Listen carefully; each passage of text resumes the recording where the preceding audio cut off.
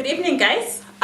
So this video is going to try and summarize chapter 6, and then I'll do later on another one that summarizes chapter 7. If you remember very well, in chapter 6 we were mainly we started off discussing sampling, and then we spoke about how x bar, which is the mean, sample mean, is also a random variable. Because it's a random variable, we can talk about its distribution, and we said it is distributed normally with a mean of mu and a variance of sigma squared over n. Okay? And then we went on to confidence interval. In confidence interval section, we had two sections. One that talks about confidence interval for one sample, and then another one that talks about confidence interval for two samples. When it comes to the confidence interval for one sample, the first equation we dealt with was x bar plus minus z alpha over 2 multiplied by sigma over root n. In class we spoke about how to go about deriving this, but that's not important right now, and it's also not examinable. But what's important is knowing when to use this formula. Okay? This formula can only be used if the CLT is satisfied and also if your sigma is known. And then the most difficult thing that I think some people struggle with is knowing when sigma is known or unknown. Remember that sigma is the variance, or rather the standard deviation of the population. Okay? So if in your question you are given a standard deviation, it doesn't automatically mean it's the standard deviation of the population. It might be a standard deviation that's coming from the sample. So you must read your question very carefully to try and differentiate whether it's coming from the sample or it's coming from the population. Okay? And then the other confidence interval we dealt with was x bar plus minus t of n minus 1 comma alpha over 2 multiplied by s over root n. In this case, we use this one if our sigma is unknown. When is sigma unknown? It means that the sigma that we have, the standard deviation that we have is coming from the sample, so we don't have the true population standard deviation. We have one that we've calculated from a sample, or we've been given and we are told that it's coming from a sample. Okay? And then what you need to know is that both these are confidence intervals for the mean. So if the question is asking you for the confidence interval for the mean, you're either using this equation or this equation, depending on whether you have sigma or you don't have sigma. Okay? And then we covered also confidence interval for the variance. When it comes to the confidence interval for the variance, we introduced a new table, and we introduced a new distribution, which is the chi-squared distribution. We said the chi-squared distribution, unlike the t and the z, is a non-symmetric distribution. It's skewed to the right, and then because it's skewed to the right, we can't have a chi-squared of a negative and a chi-squared of a positive. It all lies in the first quadrant. It's all positive. Okay? So what happens with the chi-squared is that you've got a distribution like this, such that if you're wanting a confidence interval of 1 minus alpha, you know that this side is going to be alpha over 2, and this side is also going to be alpha over 2. And this is chi-squared of n minus 1 of alpha over 2. And this is chi-squared of n minus 1 of 1 minus alpha over 2. The values of the probabilities that we have here are talking about the area to the right of the value. As you can see, to the right of this value, the area is alpha over 2. However, to the right of this value, meaning starting from here all the way down, the value is 1 minus this area that we don't want, which is alpha over 2. Hence here, we have 1 minus alpha over 2. So if this is lying on the first quadrant, obviously this value here is 0. And as you are going this way, the values of chi-squared are increasing as you're going to the right. So I think you would agree with me if I'm saying that this value, the chi-squared value here, is smaller than the chi-squared value here. Okay? But in your formula sheet, you don't have to worry about those details because you already know what the formula is from your formula sheet. So from your formula sheet, you will see that the numerator for both the lower bound and the upper bound are the same. The only difference is the chi-squared value that you are dealing with. Okay? So for the lower bound, I will divide with this value because it's the bigger value. So it's going to be chi-squared of n minus 1 of alpha over 2. And then on this side, I'm going to have chi-squared of n minus 1 of 1 minus alpha over 2. And this equation you only use if you are asked for the confidence interval of the variance. Okay? Confidence interval for the variance. So we've got confidence interval for the mean and then also confidence interval for the variance. Any questions? None so far. Timon. Do you always divide the alpha by 2? Yes, because we're dealing with two sides, so if you're thinking of this as hypothesis testing, it's like you have two rejection regions basically. So you always divide your alpha by 2, always. Okay, so whatever alpha value you're given, if the question is saying do a 95% confidence interval, if it's a 95%, you know your alpha is 5%. So you're going to take that 5%, which is alpha, and divide it by 2. To the mean. No problem. You see how for the one where we know, when we use the Z, Yeah. you say that the CLT must be satisfied, Correct. which means N must be greater than 30. Or normality.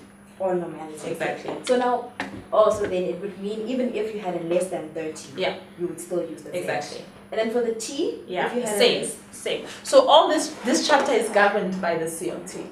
Okay, so one of those conditions have to apply. It's either you have normality or n is greater than 30. So then even for the T, even if you have more than 30 or less than 30. Exactly. Yeah, exactly. Okay. But as I said in class, the T and the normal distribution, they behave the same way as n gets bigger. Okay? But we don't pay attention to that. So if you were someone who's paying attention to that, you will realize that if your sample size is large enough, you could use a Z instead of a T, even if sigma is known, but don't worry yourself about that. Okay. All right. Let's see what we haven't covered so far. So we've covered the confidence interval for the mean when sigma is known, confidence interval for the variance, and then now we are left with confidence interval for the proportion. Okay. For the proportion, all the confidence interval questions, it's very direct that they're asking for the confidence interval. It's never like a hidden thing. But in order for you to know that this is a proportion question, remember proportion arises because of the binomial. So it will be a case where there's a success and a failure. So the workers are agreeing to something and some of them are disagreeing to something, right?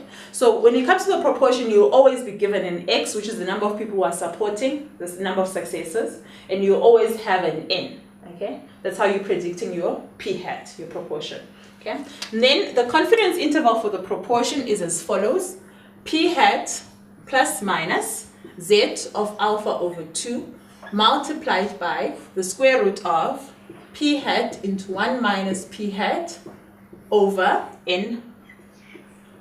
Please note that your P hat, I'll write it down now, just want to get rid of this. Please note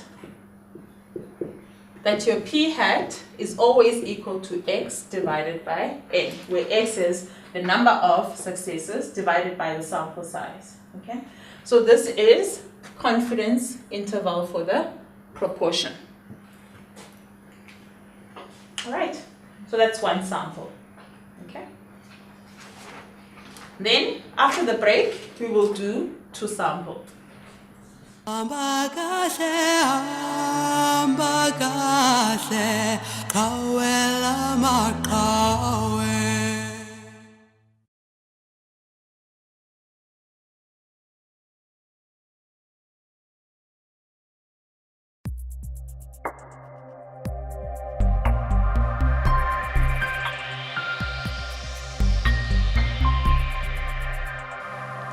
All right, so before the end break, we were doing chapter 6, confidence interval for 1 sample.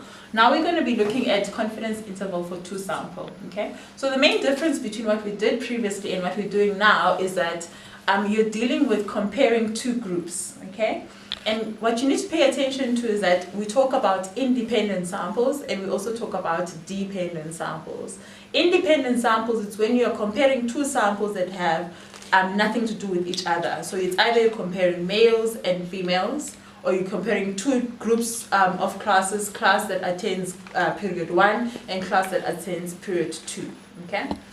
But when you're comparing dependent samples, you are dealing with a case where one of the groups can influence the other. It's usually the same group. So if I'm comparing, for example, workers and how they use an old machine and a new machine, and the same workers are being used to calculate the time that they are using the first machine for and the time that they're using the second machine for. So you must pay attention to how the question is asked there and what is being used.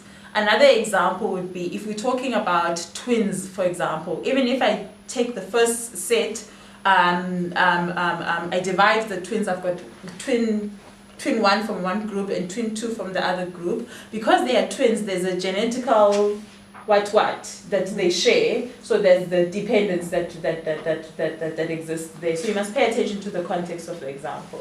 Okay.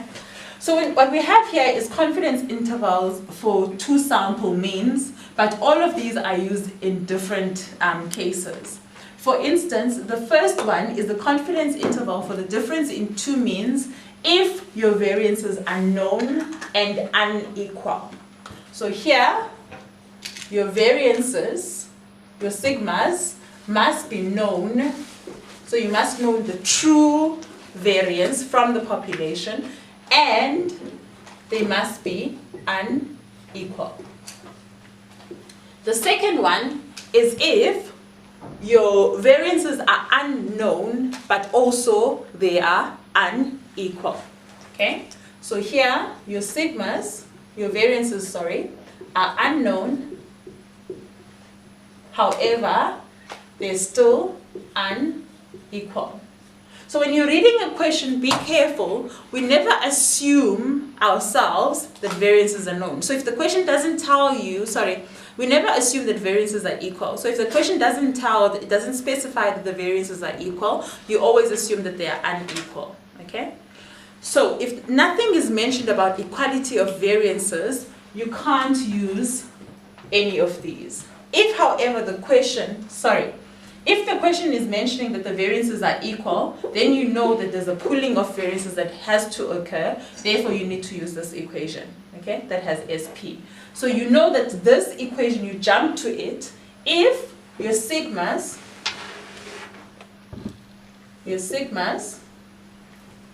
are assumed to be equal. If your sigmas are assumed to be equal, you already know that there's going to be SP involved, and SP always goes with the T distribution. Okay? So the first two equations, you use them if you know that your variances are unequal. How do you know that they're unequal? If the question doesn't specify anything about them being equal. Are we all happy with that? Okay? And then the last equation is the equation that you use if your samples are dependent. So there's only one equation that you can use if your samples are dependent, and it's the last one. So that means that all the other three, you use them if your samples are independent. Okay? There's only one confidence interval equation that deals with dependent samples. So this one is for dependent samples. And these are all for independent samples. Okay?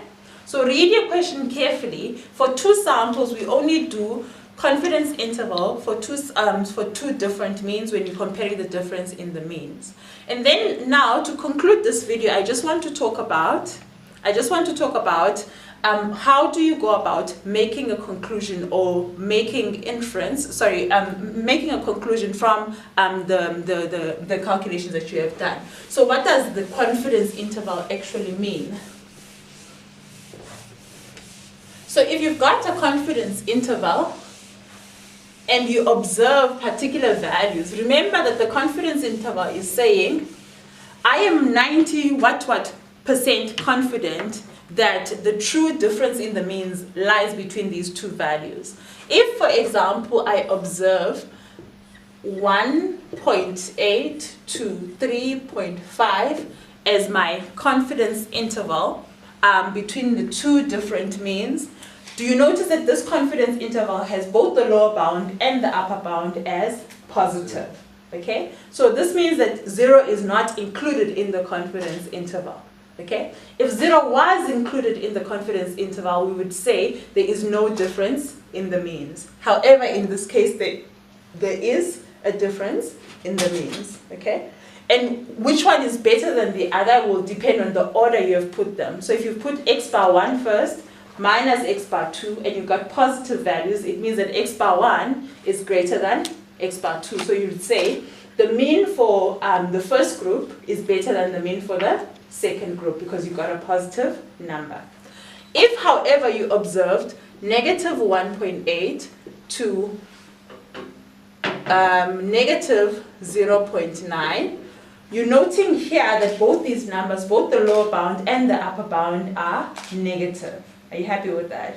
Okay. Still, like the previous situation, 0 is not included in the confidence interval. Because 0 is not in the confidence interval, you are saying there is a difference between these two things.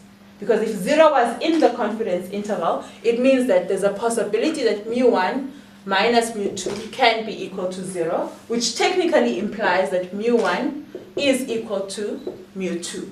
Are we all happy with that? So here we are saying there is no difference, but because 0 is not there, you are saying there is a difference between these two means. Okay? Then now, the case where 0 is included is when you observe the lower bound is negative and the upper bound is positive. So obviously between these two numbers you've got 0. Okay?